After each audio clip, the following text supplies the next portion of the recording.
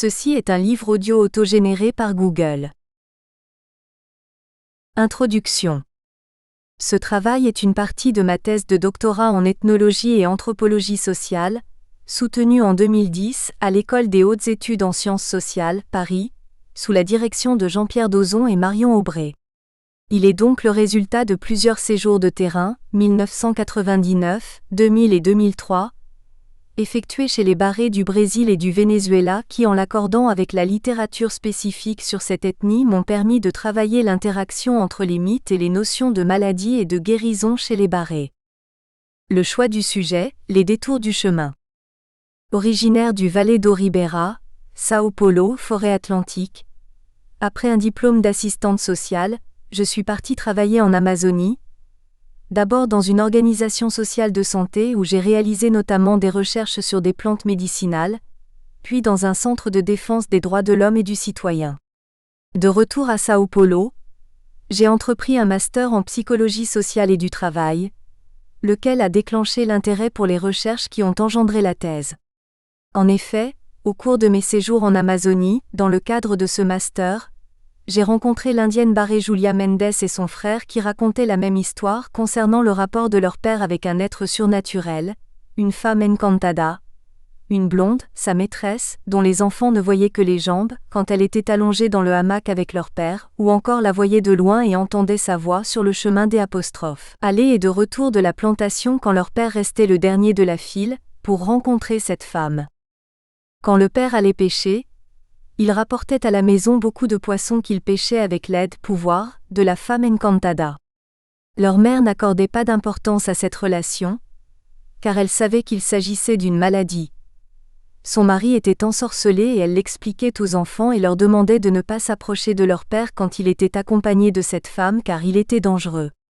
Sur le chemin de la plantation, la mère allait souvent en avant avec les enfants, et à la maison le soir et la nuit, elle ne laissait pas les enfants passer le seuil de la porte du salon, où le père couchait avec sa maîtresse encantada. Cela a duré 3 ans. Le sujet de l'ensorcellement par des êtres surnaturels ne m'était pas inconnu, mais c'était la première fois que dans mes recherches, j'avais entendu des récits identiques, traitant de ce sujet, après avoir interviewé des personnes séparément. Je voulais comprendre quels étaient les mécanismes de l'imaginaire collectif qui rapprochaient ces deux récits, comprendre les systèmes de croyances et le monde fantastique et riche à partir duquel ce récit était construit. J'ai alors pensé que l'étude de la relation de la population avec les êtres encantados, aussi bien celles qui y croient que celles qui n'y croient pas, est fondamentale pour comprendre les différents comportements que la population adopte quand elle affronte les conflits, les émotions et les difficultés de la vie quotidienne. Ce thème ayant surgi par hasard, il ne faisait pas partie au départ du sujet de ma recherche, je l'ai alors laissé de côté en espérant pouvoir l'approfondir plus tard à l'occasion d'une thèse éventuelle. Après mon master, j'ai enseigné la médecine préventive et sociale, dans une équipe pluridisciplinaire, aux étudiants de médecine de l'Université fédérale d'Amazonas. Mon travail consistait à donner d'abord des cours, puis dans une autre partie du calendrier scolaire, à voyager avec les étudiants pour réaliser des supervisions de leurs stages dans des petites villes et villages de la région. Ce travail de contact avec les populations m'a aidé à rencontrer plusieurs guérisseurs, et le désir de mieux comprendre ces pratiques est allé s'imposant. Ces voyages avec les étudiants m'ont aidé aussi à comprendre le rapport des gens avec des êtres surnaturels. Par exemple, étant au bord du fleuve dans l'un des villages, une institutrice a fait une crise parce qu'elle avait vu un bateau, ou d'entendre des sifflements au milieu du fleuve, identifiés par la population locale comme émanant de serpents qui draguaient les femmes. J'ai choisi de faire ma thèse en France et pour cela j'ai quitté mon poste d'enseignante. Puis, à mon retour en Amazonie, pour le travail de recherche sur le terrain, j'ai travaillé au projet RASI, Rede Autonoma de Saúde Indígena, un projet de l'Université d'Amazonas créé en 1988, pendant une année, 1999 et 2000. Ce travail m'a aidé dans le choix du groupe à étudier, car ce même thème aurait pu être travaillé dans différentes ethnies ou même au sein de la population métisse. Qui sont les Barrés ? Les Barrés proviennent de la famille linguistique arawak et se situent dans la région du Haut et Moyen Rio Negro, nord-ouest de l'Amazonie, région habitée depuis au moins 3000 ans.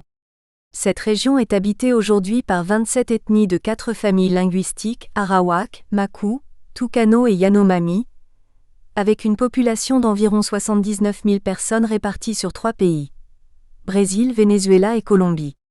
Environ 90% de cette population est indigène. Quant à la population non indienne, elle se concentre, en majorité, dans les centres urbains de la région.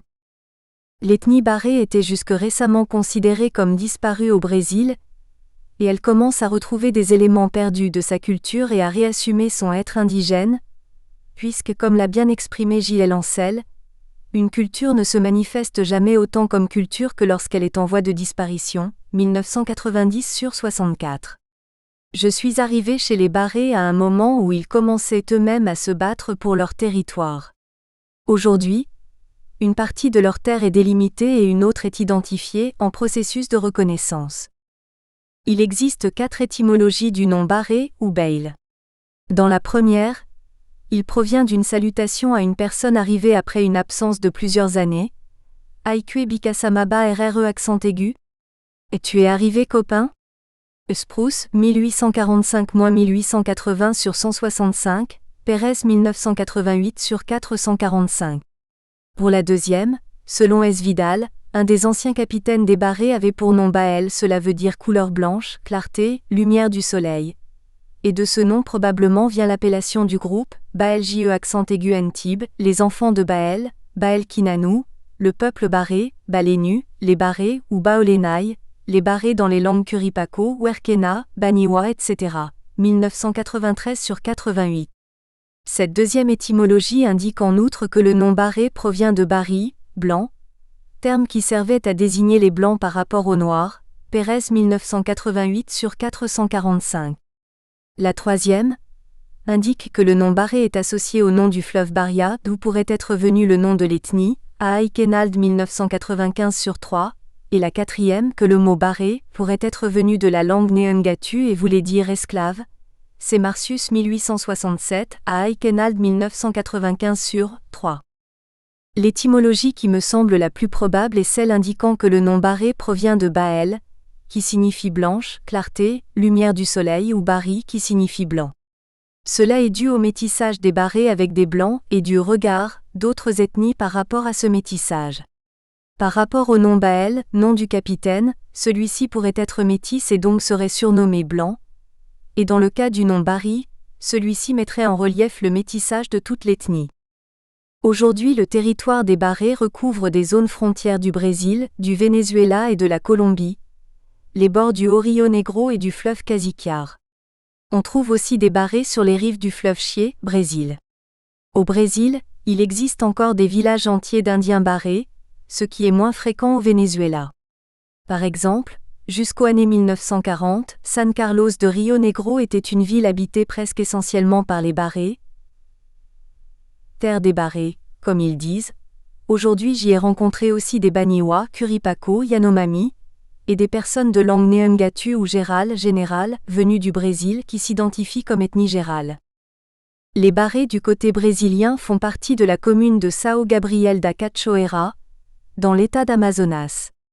C'est la commune la plus indienne du Brésil et la 3e plus grande commune du pays en superficie. 109 000 km², dont 90% qui appartiennent ancestralement aux Indiens et 81% ont été reconnus légalement par le décret 1775/96e. Au Venezuela, les Barrés font partie de la commune du Rio Negro, dans l'état d'Amazonas. Au Brésil, en 2007, l'ethnie Barré comportait 10 275 personnes, 2 790 personnes en 1998. Cette population est répartie en 183 communautés, petits villages, au bord du Rio Negro, du bas fleuve Issana et du fleuve Chié, dans la ville de São Gabriel da Cachoeira, région du Haut Rio Negro, état d'Amazonas brésilien. Au Venezuela, selon les données du recensement national de la population de 2001, les Barrés représentent un effectif de 2815 personnes, ml. Allée 2004 sur 10. Cette population vit au bord du Haut Rio Negro, du fleuve Guaíña et de l'Atabaïpo, ainsi que dans la ville de Puerto Ayacucho, capitale de l'état d'Amazonas vénézuélien. En Colombie, les Barrés vivent dans la région du Haut Rio Negro et surtout dans la région du fleuve Chié, département de la Guainía. La littérature colombienne récente ne fournit pas de données précises sur cette ethnie. Certains chiffres indiquent qu'en 2000 on dénombrait 100 Indiens barrés dans la région du Rio Negro, F. Correa, A. Pérez 2006 sur 7. La population totale des Indiens de la région nord-ouest est de 45 435, 22 ethnies, au Brésil, A. Cabalzar et C. A. Ricardo ed. 2006 sur 6, 26 281 en Colombie et 7 290 au Venezuela. Aujourd'hui au Venezuela, dans les villages de San Carlos de Rio Negro, Solano et Santa Rosa de Amanadona, il y a encore des Indiens âgés qui parlent barré, confèrent et J.C. Mozoni 2000 sur 37, et une indienne linguiste, Luisa Elena Pérez de Borgo, fait des recherches et des publications visant à transmettre cet idiome aux futures générations. À Puerto Ayacucho, il y a déjà une classe de langue barré, animée par le barré Pompilio Yacam. La grande majorité des Indiens parlent l'espagnol. En ce qui concerne le Brésil, il y a des communautés où les adultes parlent le Neungatu et les enfants le portugais, et des communautés où entre adultes et enfants, on parle le Neungatu. Pourquoi les Barrés ont-ils été choisis pour développer ce sujet? L'ethnie Barré n'est pas encore beaucoup étudiée, surtout du côté brésilien, si l'on compare avec les nombreux travaux concernant d'autres ethnies de la région. Sur les Barrés du côté vénézuélien, nous avons des travaux remarquables comme ceux d'Antonio Pérez et de Silvia Vidal, entre autres, et du côté brésilien quelques travaux, mais à ma connaissance, mon travail est le premier qui étudie les Barrés des deux pays, Brésil et Venezuela, et qui est centré sur la maladie et le système de cure de cette ethnie. Un autre motif du choix a été le fait que cette ethnie est à mi-chemin entre la culture des Blancs et des Indiens, ce qui apporte une certaine complexité et richesse au sujet que j'ai entrepris de développer. En effet, les Barrés, en raison de leur métissage avec les Blancs et les Indiens d'autres ethnies d'Amazonie, ont une cosmologie qui rassemble des dispositifs symboliques propres à ces cultures. Pourtant, la conception du monde des Barrés présente une grande cohérence de représentation. Il s'agit d'un syncrétisme, c'est-à-dire le choix paradoxal de ne pas choisir, la décision déconcertante de garder tout en composant tout, Améry 2000 sur 13. Cette définition fait de la culture un puzzle, ouvert à de nouvelles pièces qui, une fois insérées, font partie de l'ensemble. Autrement dit, pour utiliser l'expression de J.L. Ancel, on considère la culture comme un réservoir, un ensemble de pratiques internes ou externes à un espace social donné que les acteurs sociaux mobilisent en fonction de telle ou telle conjoncture politique, 1990 sur 13. En plus, j'ai choisi de travailler sur une ethnie un peu oubliée de l'ethnologie du fait de son métissage, car les anthropologues sont encore parfois à la recherche d'une ethnie pure. En choisissant les Barrés, je pense ainsi pouvoir contribuer à une meilleure connaissance de cette culture et de sa façon de gérer et de traiter certains maux non soignés par les praticiens de la biomédecine dans cette région. Au commencement de mon travail, je ne savais pas qu'il s'agirait d'un terrain aussi fertile pour étudier la mythologie, les maladies et les pratiques de guérison. Il était même difficile de trouver du matériel bibliographique sur cette ethnie, mais après les 2 premiers terrains, j'ai découvert sa richesse, son histoire, ses efforts pour assumer son identité liée à la culture, à partir de sa situation sociopolitique et économique, et son respect de l'environnement. Les approches. Des travaux comme ceux de G. Betson, Geza Roheim, R. Bastide, G. Devereux, F. Laplantine, J. P. Dozon, Desfassin entre autres, ont insisté sur l'importance d'étudier la maladie et la guérison à partir de la réalité socioculturelle de l'individu, en observant l'être humain inséré dans sa réalité.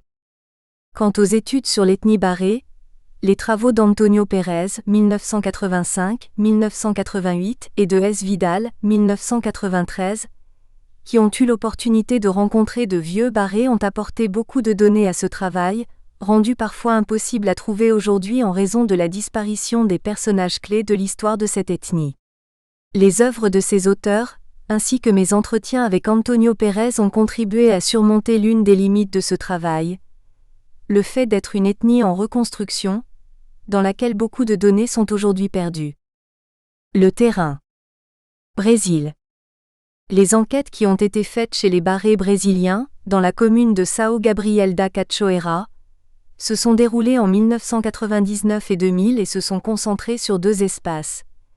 La ville de São Gabriel da Cachoeira et les communautés indigènes qui vivent sur les bords du Rio Negro. Durant le voyage au Rio Negro, j'ai été accompagné par un guide indigène, Leonardo Teles, de l'ethnie Tariano, leader à l'époque de la FOIRN. Les informateurs étaient des pagés, chamans, des rezadors, guérisseurs qui soignent par la prière, des patients et leurs familles, qui avaient été soignés par eux et avaient eu des rapports avec des êtres encantados, ou encore qui connaissent des histoires d'ensorcellement par ces êtres. Ainsi, j'ai travaillé dans 9 communautés, villages indigènes et j'ai conduit des entretiens avec 36 personnes, 7 guérisseurs, rezadors et pagés, une sage-femme, 10 patients, la mère d'un patient enfant et 17 informateurs qui m'ont parlé des êtres surnaturels, des guérisons et de leurs croyances en général. En outre, plusieurs personnes m'ont donné diverses informations spontanées, sans que je les considère comme des informateurs. Dans la ville de São Gabriel da Cachoeira, j'ai accompagné les pratiques de 2 guérisseurs et interviewé 17 personnes, toutes barrées, qui m'ont parlé de leur mythologie, mais aussi de maladies et de religion. À ce stade, j'ai visité aussi des endroits qui sont sacrés pour les barrés, comme des rochers et des sources curatives, des lieux de culte, etc. Mon observation de la vie des barrés a notamment été accomplie en partageant des repas, en allant aux Arrayais, kermesses et à la Roça plantation. Je suis aussi allé avec des jeunes filles à la plage du fleuve et à proximité de lieux où apparaissent les êtres encantados. Les encantados dans l'imaginaire des barrés sont des êtres surnaturels, appelés Mawali ou Maiwa qui vivent sous l'eau dans de belles villes où ils sont des personnes. Certains endroits du fleuve, souvent où il y a des creux, sont plus susceptibles de les abriter, ou sont des portes d'entrée du monde encantado. L'ensemble de la recherche que j'ai effectuée au Brésil m'a permis de bâtir une première structure de mon travail. Venezuela. Après les recherches sur le Brésil, je me suis aperçu qu'il était important d'étendre mes recherches au Venezuela, car je pensais que dans ce pays j'allais rencontrer des éléments plus proches de la mythologie d'origine et que je pourrais enrichir mon travail. En 2003, j'ai fait un voyage en tant qu'invité par l'Université centrale de Caracas, faculté des humanités et d'éducation par l'intermédiaire du professeur Rony Velasquez. Du côté vénézuélien, j'ai interviewé 28 personnes, 12 patients ou anciens patients et 16 informateurs en général. Les entretiens ont été réalisés dans 3 villages de la région du Rio Negro et dans les villes de Puerto Ayacucho et Caracas. En ce qui concerne les recherches réalisées à Puerto Ayacucho, j'ai été accompagné par le professeur Rony Velasquez et par 3 collaborateurs de son équipe, dont un barré. Le fait d'être en équipe a contribué à la richesse des entretiens, car chacun posait différentes questions aux informateurs. Par contre, j'ai voyagé toute seule dans les villages indiens. Je me suis présentée aux Indiens à partir des indications et des conseils donnés par le professeur Velasquez. Par opposition, le fait d'être seul a aussi contribué à la richesse des entretiens, car comme dans les villages brésiliens, j'ai été accueilli par des Indiens dans leur maison, comme membre de la famille, et j'ai pu partager leur vie et participer à divers événements. En plus, du fait d'être la seule d'une culture extérieure sur le terrain, tout l'environnement, personnes, forêts, fleuves, m'invitait à plonger dans cette culture. Les questions posées étaient les mêmes que celles posées au Brésil. À la différence qu'au Venezuela, je n'ai pas interviewé de guérisseurs, car selon mes informateurs, il n'y avait plus de guérisseurs barrés dans les villages où je suis resté ni dans la ville de Puerto Ayacucho. Au-delà de ces recherches réalisées dans les 2 pays, je suis resté en contact avec certains des informateurs pour réaliser un complément de recherche. Outre le fait d'approfondir des données, j'avais la préoccupation de les actualiser. De plus, ce contact gardé et fréquent, en plus de contribuer à mes recherches, a beaucoup aidé à approfondir nos relations. Certains des barrés du Venezuela et du Brésil sont devenus des amis estimés. Les langues utilisées au cours des recherches étaient le Neungatu, le portugais et l'espagnol. J'ai pratiqué l'observation participante de séances de guérissage, ainsi que des entretiens non directifs enregistrés ou non au magnétophone. Les entretiens étaient non directifs pour mieux dévoiler des croyances et rites de cette culture. Pendant les enquêtes, j'ai recueilli des prières de Paget et Rezador, des informations sur les maladies et les soins traditionnels, des histoires de patients, confirmation ou non de la guérison, des éléments de la mythologie et de l'histoire des barrés.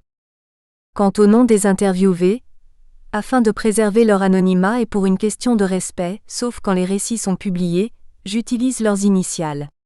Parfois, j'ai dû changer les dernières initiales quand il y avait des noms qui se ressemblaient. Méthodologie. J'ai fait une étude des pratiques thérapeutiques à partir de mon propre terrain, en confrontant constamment mes données à celles que me fournissait la littérature ethnographique. Ainsi, mon travail avait pour objectif, à partir d'éléments ethnographiques recueillis sur plusieurs terrains, l'étude et l'analyse des articulations existantes entre les représentations de la maladie, basées sur une mythologie traditionnelle diffuse et une cosmogonie particulière, et un système de santé qui comporte plusieurs niveaux, Paget, Rezador, agents de santé communautaire, médecins. Je me suis aussi proposé de travailler sur l'efficacité du guérisseur dans le processus de guérison, et la relation que l'ethnie barrée entretient avec sa propre mythologie, et les entités qui composent sa cosmogonie particulière. Ainsi, au long de mon travail, j'ai examiné leur cosmologie et les catégories de maladies attachées à leurs croyances ancestrales et actuelles. La méthodologie choisie donne de la valeur à la source orale des Indiens. Le discours passe par la bouche des propres auteurs indiens, par leur code et donne de l'importance à la façon dont le groupe étudié valorise sa propre culture.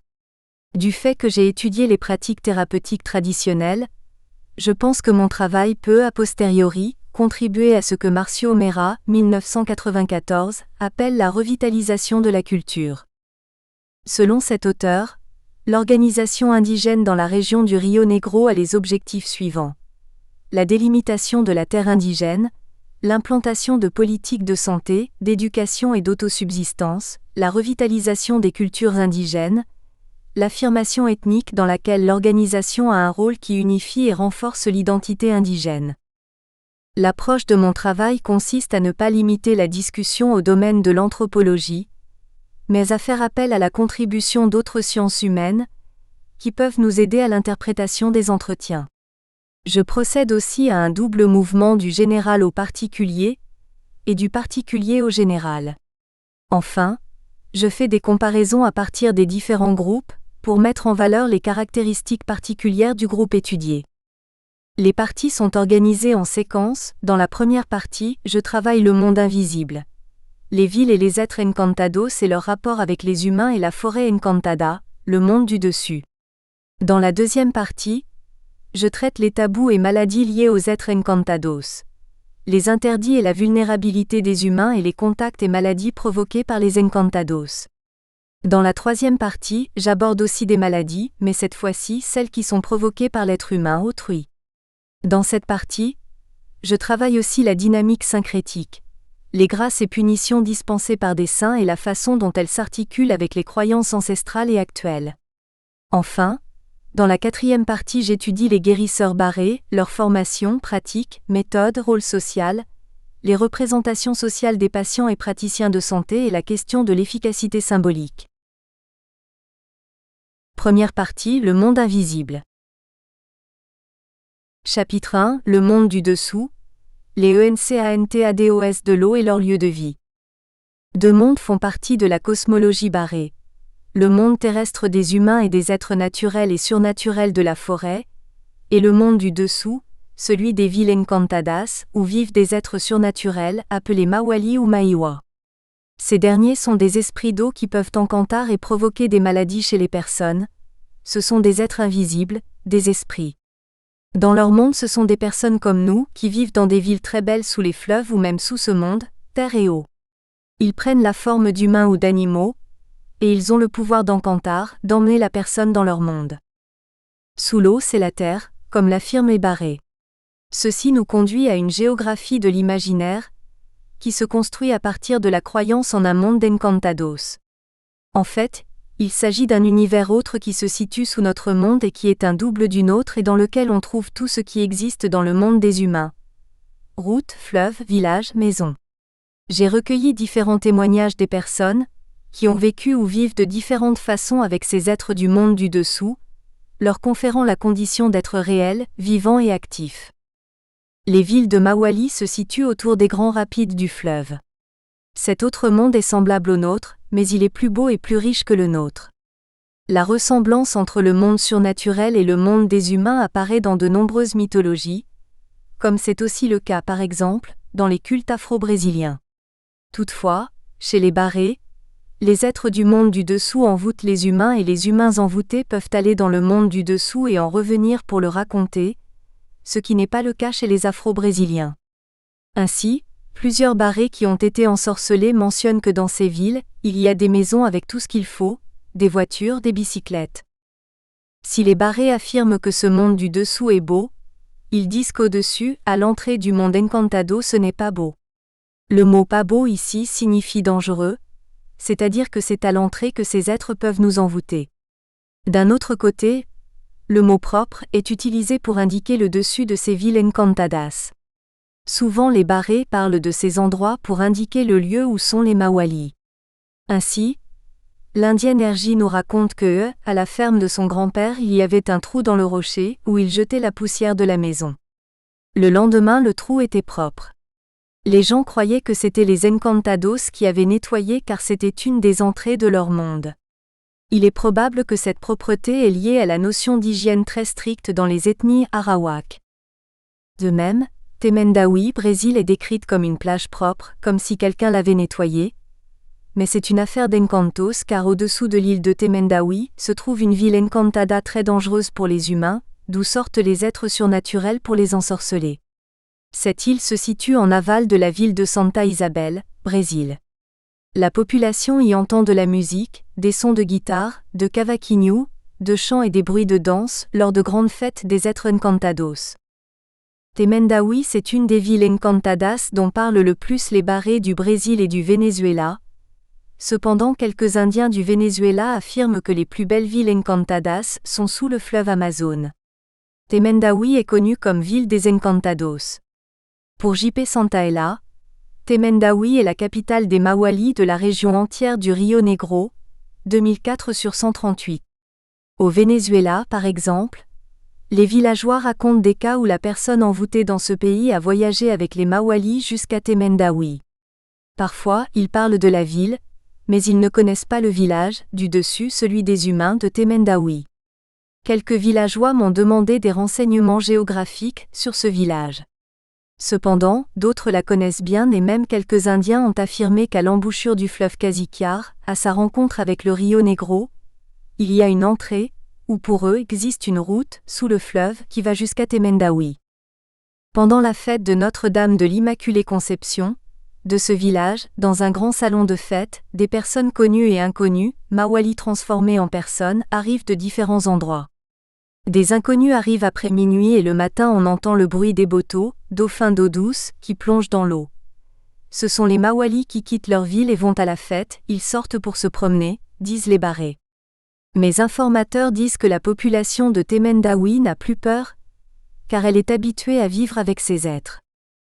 Les Barré du Venezuela et du Brésil ont de nombreux récits sur Temendaoui, la ville du dessus, c'est-à-dire le village des humains, leurs fêtes, leur travail et leur morale, et le monde des Mawali et leur manière de se divertir parmi les humains et de les encantar.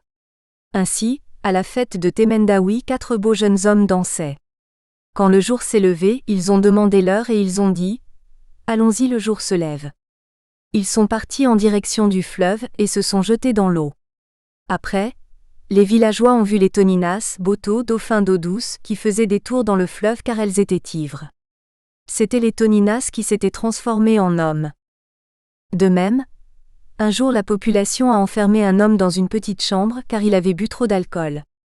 Le lendemain, quand ils ont ouvert la porte de la petite chambre, à la place de l'homme il y avait un énorme serpent. Ils ont de nouveau fermé la porte pour laisser le serpent se métamorphoser en homme et sortir. Concernant Temendaoui, des informateurs racontent que quand les villageois de ce village vont à la plantation le matin, ils trouvent des empreintes de pieds d'adultes et d'enfants sur la plage, comme si beaucoup d'enfants y avaient joué. Ils affirment aussi que le soir, on voit ces êtres se baigner et courir sur la plage, puis on voit les bateaux qui plongent. Presque toutes les personnes qui ont été encantadas, même si elles habitent au Venezuela, sont parties à la ville de Temendahui. Ainsi, au Venezuela, un homme est parti se baigner pendant que sa femme réchauffait de la nourriture. Il a retiré ses vêtements et est rentré dans l'eau. Il a fermé les yeux et quand il les a ouverts, il était dans une autre ville. Il a été emmené par une jeune fille, avec qui il est resté une semaine à Temendahui. Un pagé, chaman, a réussi à le ramener. En fait, tous les renseignements sur les villes encantadas ont été donnés par les personnes ensorcelées. Les villageois du Venezuela racontent qu'une fois les encantados ont emmené un homme du rocher de Unsuda, en aval de Cucuy. Les pagés l'ont fait revenir et il a raconté qu'au-dessous de Temendahui c'est une grande et belle ville, et qu'il y a aussi une grande ville encantada sous le village de Marabitana, un des villages où j'ai fait mes recherches. La ville de Marabitana est comme un fluctuante, affirment les Barrés. L'autre ville des Mawali se situe à l'embouchure du fleuve Passimoni, en aval du fleuve Cassiquiare, Venezuela. Les Indiens du Venezuela ont parlé aussi de Iwanari et de l'île Mawituri, île des Mawali, dans la langue barrée selon certains d'entre eux, qui se situe en aval de Santa Rosa de Amanadona, comme un endroit très dangereux. Ainsi pendant la fête de Santa Rosa de Lima de Amanadona, un petit garçon a failli être enlevé par les encantados. Il a disparu quand il était assis à la porte, pendant que tous dansaient. On ne s'est aperçu de sa disparition que quand on a cherché l'enfant pour le coucher. Après cela, quelqu'un a dit qu'il avait vu l'enfant qui dansait avec une petite fille et qu'après ils étaient sortis derrière la maison des fêtes. Puis, le petit garçon est revenu. Ils l'ont trouvé tout mouillé derrière la porte. L'enfant a dit qu'il n'était pas sorti de derrière la porte. Le sorcier a précisé qu'ils ont retrouvé l'enfant parce qu'il est sorti derrière la maison, et non du côté du fleuve. Le côté du fleuve c'est le côté des Mawali. Le Mawali s'est métamorphosé en cette petite fille qui était Cachirita, petite blanche. Les villageois croient que c'était un Mawali, car il n'y avait pas de petite blanche. La Cachirita, gamine blanche, n'a plus jamais été vue. Une autre ville encantada très peuplée se situe au-dessous de San Carlos de Rio Negro. Ainsi, l'indienne JR a visité cette cité lors d'un ensorcellement, c'était le Nouvel An 2006. JR après le réveillon à San Carlos de Rio Negro, s'en est allée avec des amis à Guarinuma, petit village en amont de San Carlos, pour danser. Là-bas elle a parlé à d'autres personnes et s'est séparée de ses amis, qui sont rentrés à San Carlos. JR a été alors obligée de rentrer seule vers 4h30. En chemin elle a rencontré un très bel homme Katira, blanc, différent des personnes du lieu. Il a commencé à marcher à côté d'elle comme les font des amoureux et l'a amenée dans un grand palais d'une grande ville au-dessous de San Carlos de Rio Negro. Tout y était vraiment beau. Puis, vers 6h, en traversant un petit pont en bois enjambant une rivière, elle a glissé et a mis le pied dans l'eau, elle a ouvert les yeux, désenvoûtée et a entendu au loin le bruit de la centrale électrique de San Carlos. Elle a dit « Mon Dieu, où suis-je ? Faisons demi-tour. » Ils sont arrivés au port de la marine de San Carlos. Elle est alors sortie de la ville du dessous, à côté du rocher, porte d'entrée de la ville des Mawali. L'homme lui a dit qu'il ne pouvait pas la déposer chez elle, car le jour se levait. Quand elle a regardé, l'homme avait disparu et elle s'est rendue compte que c'était un Mawali. Aujourd'hui JR a peur et ne sort plus toute seule la nuit. Nous pouvons expliquer la figure de l'encantado ou encanto, à partir des définitions qu'en donne Eduardo Galvao. Celui-ci définit l'encantado comme le possesseur d'une force magique surnaturelle. De fait, dit cet auteur, la croyance est que des êtres humains, des animaux ou des objets peuvent être ensorcelés par influence d'un être surnaturel de cette sorte. De Galvao signale qu'il s'agit de la coalescence d'éléments indigènes et d'éléments d'origine européenne, qui constituent actuellement une partie intégrante et active, des croyances amazoniennes, 1976-1955-66. Le même auteur nous alerte ainsi sur le fait que plusieurs croyances en Amazonie brésilienne ne sont pas autochtones, mais sont le résultat d'un syncrétisme avec les croyances européennes, durant la phase de colonisation, et les croyances africaines de l'époque de l'esclavage. Les croyances amérindiennes, européennes et africaines se mélangèrent les unes aux autres à travers le catholicisme, donnant naissance à la religion populaire du caboclo métis amazonien. Une telle fusion crée des difficultés pour définir les croyances purement amérindiennes et les croyances comportant des éléments extérieurs. Le boto par exemple, l'un des animaux les plus cités dans les récits des Barrés, est mentionné par le naturaliste H.W. Bates comme l'animal à l'origine du plus grand nombre de légendes en Amazonie. Les Indiens n'en étaient probablement pas les créateurs, elles ont sans doute été élaborées par les colonisateurs portugais, 1979-1863, 238. Aucun chroniqueur colonial ne mentionne le boto, ni aucun autre mythe anthropomorphique. Les éléments du boto n'existaient pas au Brésil des XVIe et XVIIe siècles. Le boto a été étudié en 1790 par Alexandre Rodrigues Ferreira, le découvreur scientifique de cet animal, et les premières mentions du boto séducteur apparaissent au XIXe siècle, L.C. Cascudo 1954 sur 116. Pour les Barrés, les encantados sont des esprits de la nature, forêt, eau et air qui peuvent provoquer des maladies chez les personnes. Cependant l'encanto peut aussi être une protection, c'est comme un ange gardien, affirment certains Barrés. Pour quelques-uns l'encanto peut faire du bien et du mal. Dans la cosmologie Barré, les encantados ou encantos sont divisés en 3 catégories. Les mawali, mawaris ou maiwa qui sont les encantados de l'eau, les encantados de la forêt que sont les curupira, salvares au Venezuela et les waribacana, enfin les encantados de l'air, massarico et papinguaris. Cependant cette 3e catégorie n'est mentionnée que par une partie des Barrés. Pour les autres, ce sont toujours des mawali sur terre ou en l'air. 1. Les mawali, maiwa. Les mawali sont des gens comme nous, mais nous ne le voyons pas, MDP. Tous les habitants, autochtones ou non, de la région amazonienne entendent parler du boto, tonina, dauphin d'eau douce qui ensorcelle les gens, et de la cobra grande, grand serpent anaconda, serpent d'eau qui perturbe les bateaux dans les fleuves de la région. Mais ces mythes, quand ils se développent dans les grandes villes, perdent leur structure originelle et s'enrichissent de nouvelles interprétations. Si l'on prend le mythe du boto, on constate que dans les grandes villes, selon ce mythe, le dauphin engrosse les femmes si elles vont au fleuve quand elles ont leurs règles, tandis que dans le mythe des populations indigènes, si la femme va au fleuve avec ses règles, cela ne signifie pas qu'elle deviendra enceinte, mais le sortilège peut frapper celle qui a enfreint le tabou. Une femme ayant ses règles ne peut pas se baigner dans le fleuve ou une autre personne présente au bord du fleuve à ce moment-là. La relation entre grossesse indésirable et dauphin d'eau douce a été très utilisée dans les villes, pour justifier la situation ou même donner un autre sens au mythe. Ainsi, dans des petites villes, souvent on entend parler d'enfants de boto. Ce sont quelques enfants de mères célibataires ou des enfants dont on ne connaît pas le père. Les encantados de l'eau sont nommés par les Barrés mawali, maiwa, majuba ou mandruba. Mawali est un terme utilisé par les Barrés du Venezuela. Cette entité provient d'une famille nombreuse, c'était un dieu qui a désobéi aux autres dieux, il est un dieu mauvais, le dieu de l'eau. Mawali s'est transformé en mauvais parce qu'il était ambitieux, vivait auprès des dieux, envisageant de voler leur pouvoir. Alors, les dieux l'ont jeté à l'eau, l'ont puni en le transformant en Mawali. Il vit dans l'eau, tire des flèches sur les personnes et sort sur terre à la recherche de victimes pour leur lancer un sortilège. Il a volé celle qui est sa femme, Inyamaro Ray. Elle avait ses premières règles et est partie au fleuve se baigner. Mawali s'est transformé en un très bel homme qui pêchait.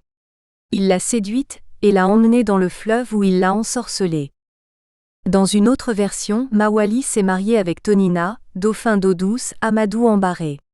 Tonina était une femme très belle, elle était amoureuse de Mawali. Alors, il l'a enlevée et personne n'a pu la récupérer. Il tomba amoureux d'elle et la transforma aussi en Mawali. De là vient le lignage des Mawali. Maiwa est un terme utilisé par les Barrés du Brésil. Ce terme vient de la langue Neungatu. Selon le Dicionário do Folclore Brasileiro, Maiwa ou Maiwa vient de la contraction de deux mots Maa et Aiwa, l'être mystérieux d'où vient tout le mal. C'est la Maiwa qui peut abîmer l'enfant qui bientôt rentrera dans la puberté, et un simple regard suffit pour le rendre inutile en tout et pour toujours. La Maiwa surgit des cendres de Yuarli, zoologie Tamanoir. Le vieillard qui ne sut pas garder le secret, Eustradelli 1929 sur 519, L.C. Cascudo 1954 sur 372. Le Maiwa est connu aussi par les Barrés du Brésil comme Majuba ou Mandruba. Le terme Majuba vient certainement du tupi, et c'est le nom d'une herbe de la famille des Campanulaceae. Le mot Mandruba, terme utilisé par quelques informateurs, a diverses significations dans la langue portugaise.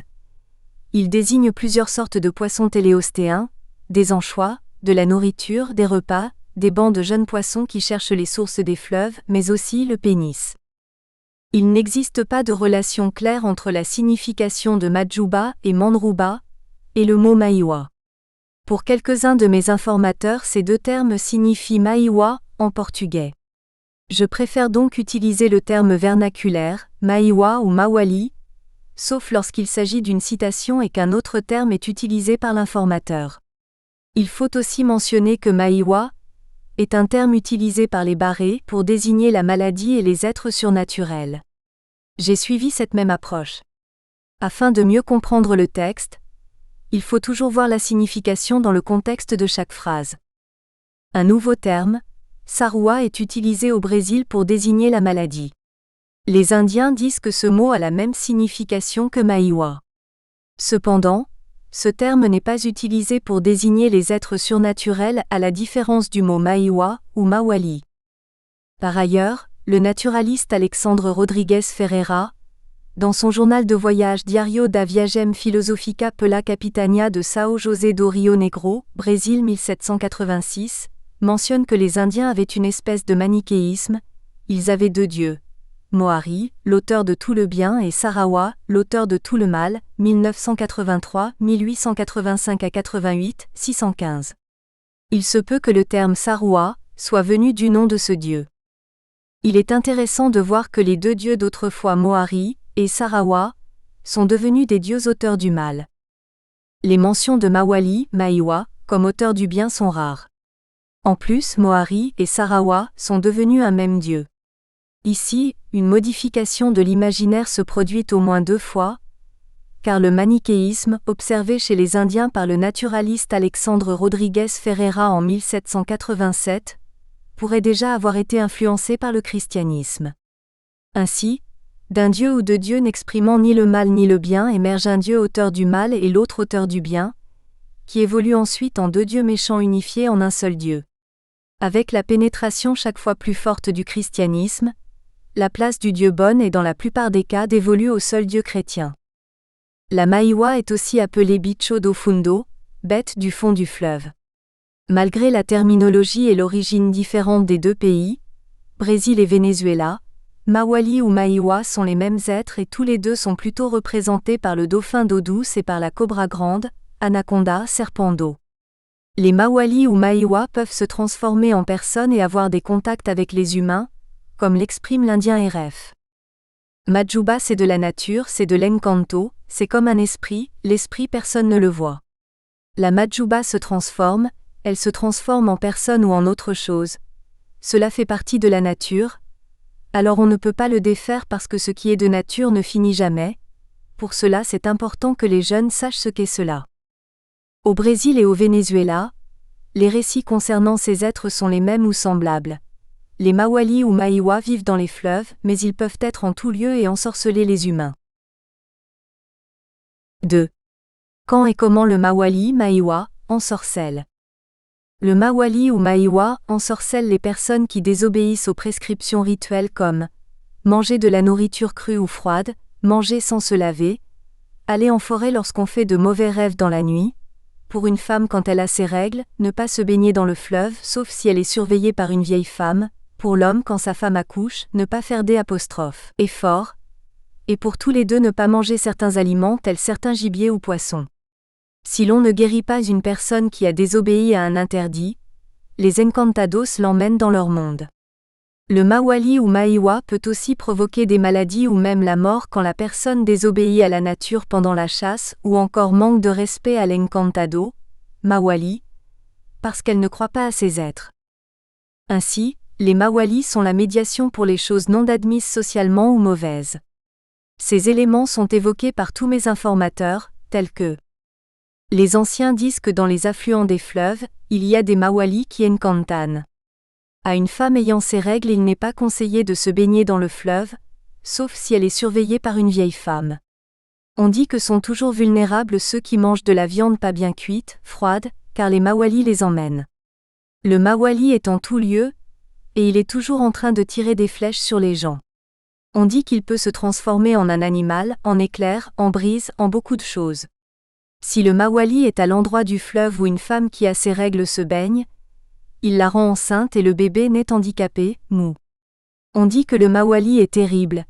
Il ensorcelle, détruit, tue ou transforme les gens en des êtres ou des petites choses, il a beaucoup de pouvoir. Les personnes sont terrifiées par les mawali, LPB. Être ensorcelé par le mawali signifie avoir un contact avec le monde des encantados. Parfois il emmène la personne corps et âme. C'est le cas de l'indienne Hello qui dit avoir été enlevée par les encantados et est réapparue 15 jours après, en bonne santé. Le mawali peut aussi emmener l'esprit de la personne qui reste vivante, il emmène l'esprit et le corps reste endormi. Mais aussi il peut la tuer pour l'emmener. Un serpent peut piquer pour que les encantos emmènent la personne. Quand les mawali emmènent l'esprit d'une personne, ils laissent le corps qu'on trouve mort. Un encantamento peut aussi nous transmettre quelques maladies, et nous pouvons en mourir. Les Indiens affirment que parfois on voit l'esprit de la personne qui se baigne dans le fleuve, on le voit, on pense qu'il est la personne, mais on n'arrive pas à l'attraper. Puis on va consulter un broro sorcier, que dit que la personne est déjà morte et que ce qu'on voit est l'esprit emmené par les mawali. Puis avec l'aide du broro on trouve le corps de la personne. Voyager dans le monde des encantados est une caractéristique de la personne qui a reçu un sort. L'autre caractéristique est la rencontre avec des personnes de cet autre monde, des êtres invisibles, dont d'autres personnes n'entendent que les pas et les bruits. Pour les familles et les voisins, la personne ensorcelée devient bizarre, absente ou même léthargique.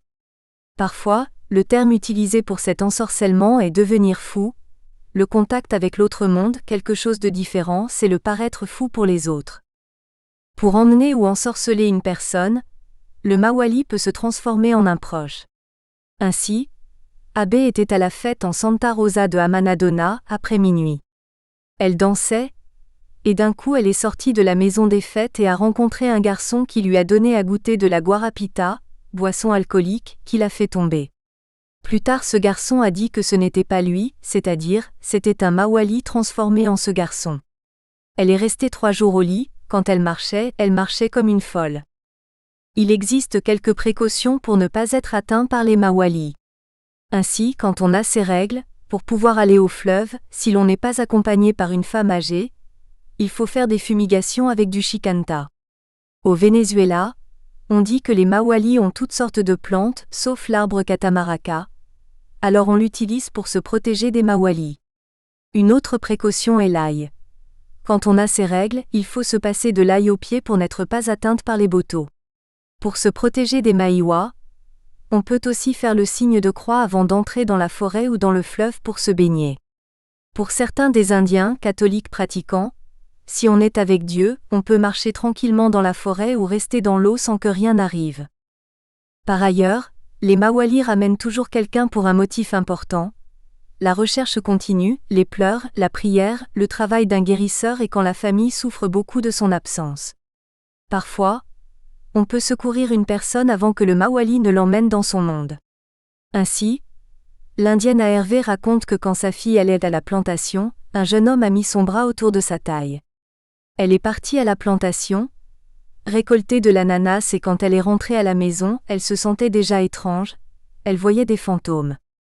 Elle était déjà folle. Le guérisseur a dit que cet homme était encantado.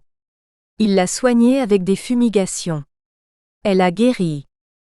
Une manière que le mawali a d'attirer sa victime, c'est de l'aider à la production, collecte de latex par exemple, ou de lui apporter des cadeaux. Ainsi, un garçon travaillait dans le caoutchouc et une belle jeune fille est apparue pour l'aider. Avec son aide, il recueillit beaucoup de latex. Elle lui a dit de ne rien dire à ses parents. Le garçon est tombé amoureux de la jeune fille. Tous les soirs, elle l'accompagnait jusqu'au port. Une semaine après, le garçon a dit à ses parents : « C'est une jeune fille qui m'aide au travail. Où est-elle ? ont demandé les parents. Elle vient jusqu'au port et dit au revoir. Les parents ont dit, c'est une Mawali, fais attention. Le garçon n'a pas donné d'importance à ces mots, car la jeune fille était d'une beauté très rare. Le garçon est parti rencontrer la fille. Elle lui a reproché. Pourquoi as-tu dit à tes parents? Je ne t'avais pas prévenu? Maintenant tu vas rester ici. Le garçon a disparu pendant 1 semaine. La famille a amené le pager qui a découvert qu'il était dans le lac de Yukuta. Les personnes qui disent n'avoir jamais été atteintes par les Mawali affirment n'avoir jamais enfreint les règles. Par ailleurs, la majorité des récits qui parlent de personnes encantadas sont racontés par d'autres personnes, des membres de la famille, amis ou voisins. Cependant, SG, âgé de 89 ans, du village de Solano, Venezuela, qui a été encantado par les Mawali, nous raconte son expérience en 2003.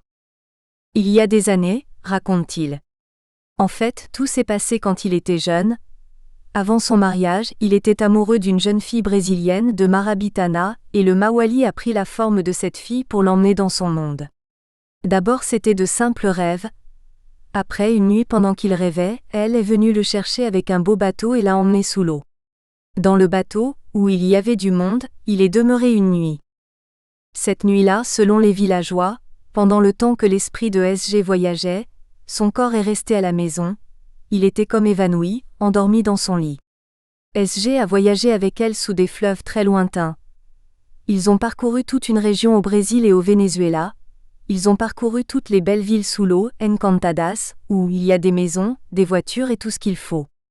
Il a vu des gens qui dansaient. Il est allé à Temendaoui, la ville encantada brésilienne très connue par les barrés des 2 pays qu'il précise être une grande ville. Ils se sont arrêtés dans une fête.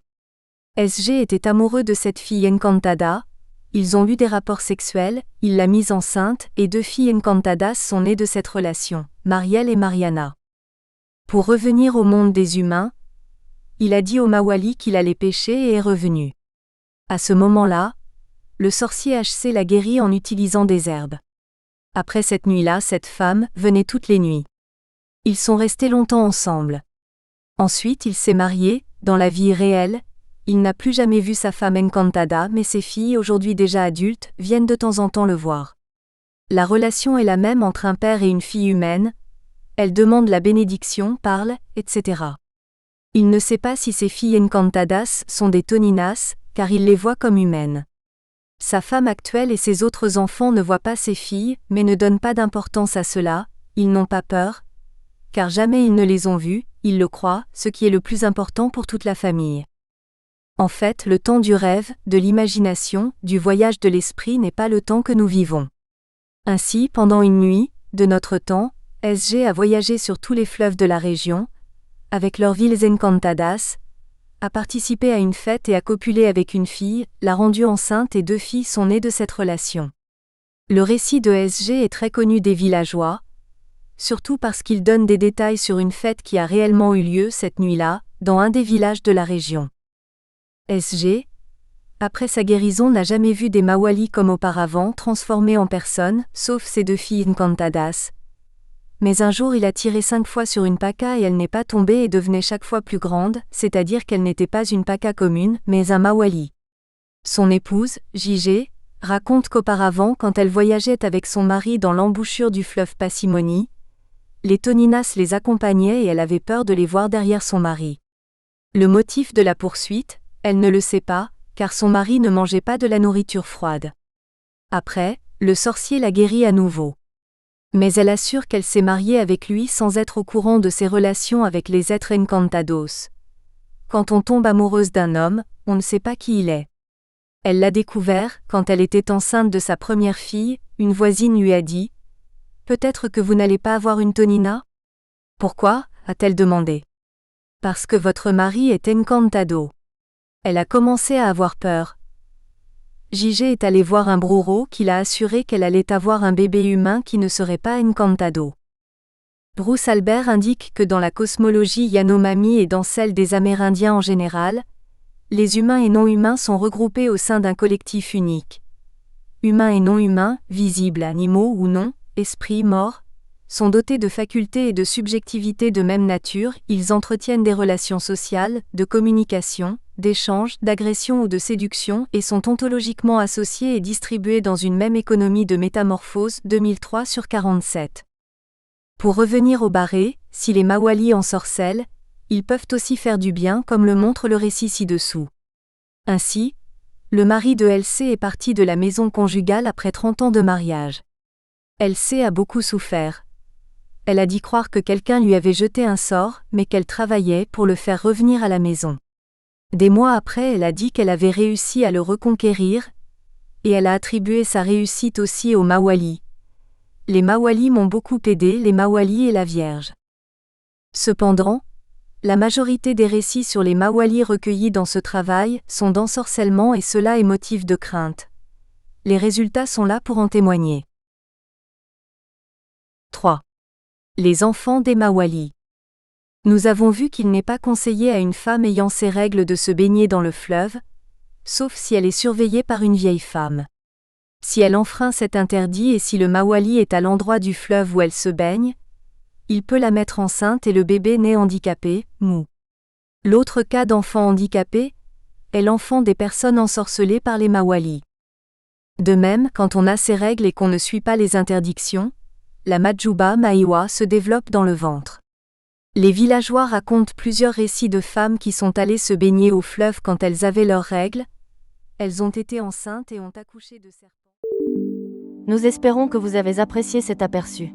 Pour continuer à écouter ce livre audio sur Google Play Livres, utilisez le lien dans la description de la vidéo.